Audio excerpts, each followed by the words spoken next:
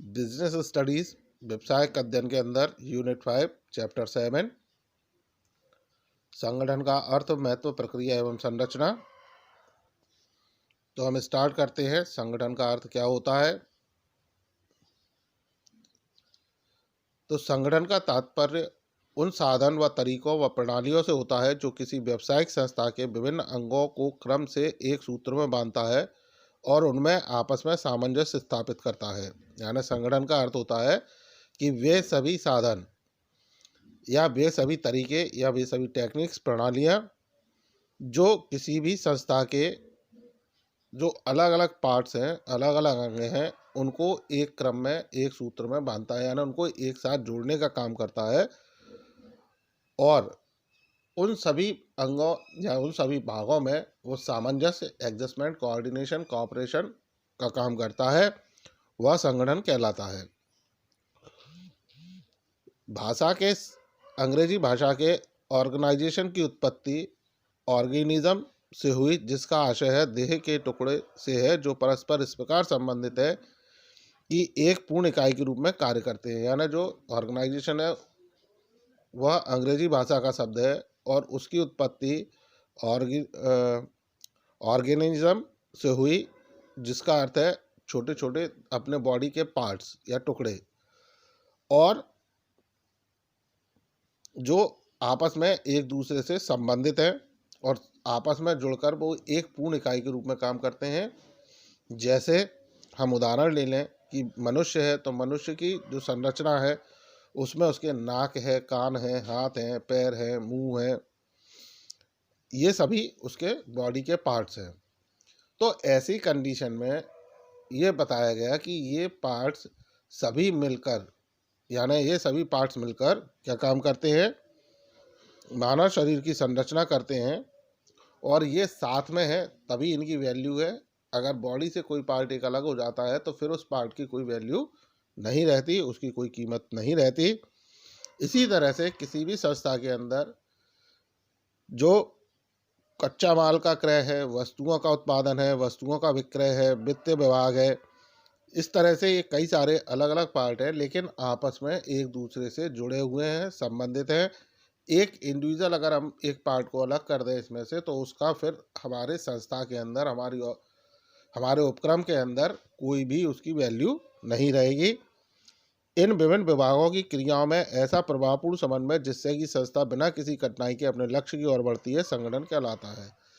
तो जो अलग अलग जो पार्ट्स हमने पढ़े, चाहे वो क्रय विभाग, विक्रय विभाग, विपणन विभाग, विक्रय विभाग, वित्त विभाग, ये सारे जो विभाग हैं वो कार्य कर रहे हैं, लेकिन आपस में मिलजुल कर अगर वो कार्य करते हैं, आपस में साथ में मिलकर वो कार्य करते हैं, तभी वह जो संस्था के मुख्य उद्देश्य हैं, संस्था के जो मूल उद्देश्य हैं या संस्था के जो लक्ष्य हैं उन्हें प्राप्त कर सकते हैं। और अगर वे ऐसा नहीं करते तो वो संस्था के लक्ष्य उद्देश्यों को प्राप्त करने में असफल रहेंगे, वह संस्था के लक्ष्य उद्देश्यों को प्राप्त नहीं कर सकते। यानी अगर हम इन शॉर्ट बात करें तो जो संगठन है वह संगठन का तात्पर्य हम इस तरीके से लगा सकते हैं कि संस्था के लक्ष्य उद्देश्यों को ध्यान में रखकर अलग अलग भागों को एक साथ जोड़ना या एक साथ जोड़कर उनके बीच में समन्वय या सामंजस्य स्थापित करना ही संगठन कहलाता है। सो स्टूडेंट, ये तो संगठन का अर्थ हुआ। अब हम संगठन की कुछ विशेषताओं पर नज़र डालते हैं। तो संगठन की जो विशेषताएं हैं उनमें उनकी विशेषताओं पर पहले नज़र डालें। पहला है लक्ष्य का होना, दूसरा है एक समूह के रूप में, तीसरा है साधन के रूप में, ना कि साध्य, अगला है संगठन एक प्रक्रिया के रूप में, अगला औपचारिक संबंधों की स्थापना, और अगला है नेतृत्व एवं निर्देशन। तो हम पहले बात करते हैं लक्ष्यों का होना। तो संगठन की रचना संस्था के उद्देश्यों को ही ध्यान में रखकर की जाती है, अतः लक्ष्य और संगठन एक दूसरे से संबंधित होते हैं। जब लक्ष्य या उद्देश्य स्पष्ट होते हैं तभी संगठन प्रभावपूर्ण सिद्ध होता है। तो इसमें ये बताया गया कि कोई भी संगठन है उसकी रचना काय के लिए की जाती है? संस्था के उद्देश्यों को ध्यान में रखकर की जाती है, यानी संस्था के क्या लक्ष्य हैं, क्या उद्देश्य हैं, उन्हें ध्यान में रखकर ही हमें संगठन तैयार करना होता है। अतः लक्ष्य और संगठन एक दूसरे से संबंधित हैं, यानी जो संगठन के लक्ष्य हैं, उद्देश्य है और संगठन, ये दोनों एक दूसरे से अंतर संबंधित है, एक दूसरे से रिलेटेड है। अगर संस्था के लक्ष्य उद्देश्य ही निर्धारित नहीं होंगे, या लक्ष्य तो निर्धारित किए लेकिन स्पष्ट नहीं होंगे, तो ऐसी स्थिति में हमारा संगठन प्रभावपूर्ण नहीं माना जाएगा, प्रभावपूर्ण नहीं होगा। दूसरा है एक समूह के रूप में। तो संगठन दो या दो से अधिक व्यक्तियों का समूह होता है जो निर्धारित उद्देश्यों की प्राप्ति हेतु मिलकर कार्य करते हैं। मात्र एक व्यक्ति का होना संगठन नहीं कहलाता, यानी जो संगठन है वह दो या दो से अधिक व्यक्ति है, संगठन में दो या दो से अधिक व्यक्ति शामिल होते हैं, यानी एक ऐसा समूह है जिसमें कई लोग शामिल हैं। तो ऐसी स्थिति में जो संस्था के लक्ष्य उद्देश्य निर्धारित किए गए हैं उन्हें सभी को मिलजुल कर प्राप्त करना होगा, या उनको लक्ष्य उद्देश्यों को प्राप्त करने के लिए सभी को मिलजुल कर कार्य करना होगा। केवल एक व्यक्ति संगठन नहीं होता। अगला है साधन के रूप में, ना कि साध्य। संगठन एक साधन होता है, ना कि साध्य, यानी संगठन लक्ष्यों को या उद्देश्यों को प्राप्त करने का साधन है, ना कि संगठन ही लक्ष्य या उद्देश्य है हमारे। तो ऐसी स्थिति में संगठन समान उद्देश्यों की पूर्ति हेतु अपनाई जाने वाली व्यवस्था है। तो संगठन जो होता है उसका कार्य होता है कि जो उद्देश्य या लक्ष्य निर्धारित किए गए हैं उनको पूरा करने के लिए उनको पूरा किया जाए, उनको पूरा करने के लिए वो मिलजुल कर कार्य करें। तो इसलिए इन्होंने ये कहा कि जो संगठन है वो साधन है, ना कि साध्य है। साध्य हमारे लक्ष्य उद्देश्य होंगे जिन्हें हमें प्राप्त करना है। अगला है संगठन एक प्रक्रिया के रूप में। तो संगठन का कार्य एक प्रक्रिया के रूप में होता है। इसमें क्रमानुसार उठाए जाने वाले कदम होते हैं, यानी जो संगठन है वो एक प्रोसेस है, एक प्रक्रिया है, स्टेप बाय स्टेप एक काम है।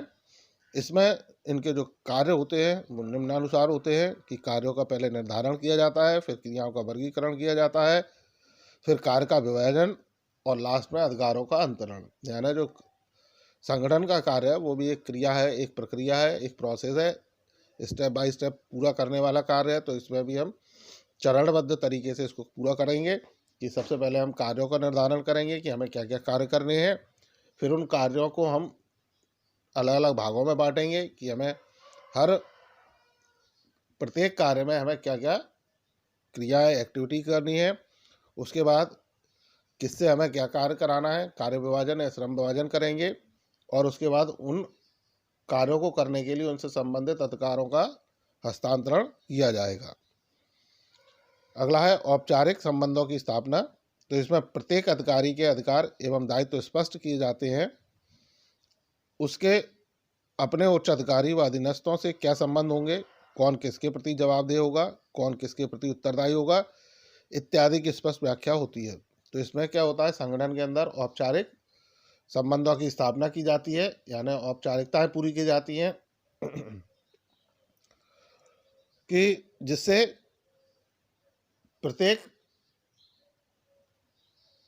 का जो कर्मचारी हैं, संगठन के जो कर्मचारी हैं, जो वर्कर हैं, एम्प्लॉयज़ हैं, उनके अधिकार और उनके उत्तरदायित्वों को इसमें निर्धारित किया जाए, जिससे जो उच्च अधिकारी हैं वह अपने अधीनस्थों से संबंध उनके कैसे होंगे, क्या संबंध होंगे उनके, यदि कोई कार्य करता है तो उसके लिए हम किसको जवाबदेह ठहराएंगे, या किसी कार्य के लिए हम किसको उत्तरदायी ठहरा सकते हैं।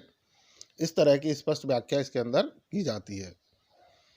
अगला है नेतृत्व एवं निर्देशन। तो प्रत्येक संगठन में नेतृत्व एवं निर्देशन का होना आवश्यक है। नेतृत्व के निर्देशन में ही संस्था के कार्य संपादित किए जाते हैं। तो कोई भी संगठन है, कोई भी ऑर्गेनाइजेशंस होती है, उनके अंदर लीडरशिप, नेतृत्व और निर्देशन, डायरेक्टिंग, इनका होना अति आवश्यक है, क्योंकि बिना नेतृत्व के निर्देशन में किसी भी कार्य को करना संभव नहीं हो पाता है, या सही ढंग से हम उस कार्य को संपादित नहीं कर सकते, पूरा नहीं कर सकते। सो स्टूडेंट, ये था संगठन का अर्थ और इसकी विशेषताएं। आपको ये समझ में आए होंगे। इससे संबंधित आपके कोई भी डाउट्स या क्वेरीज हैं तो आप संपर्क कर सकते हैं। So thank you.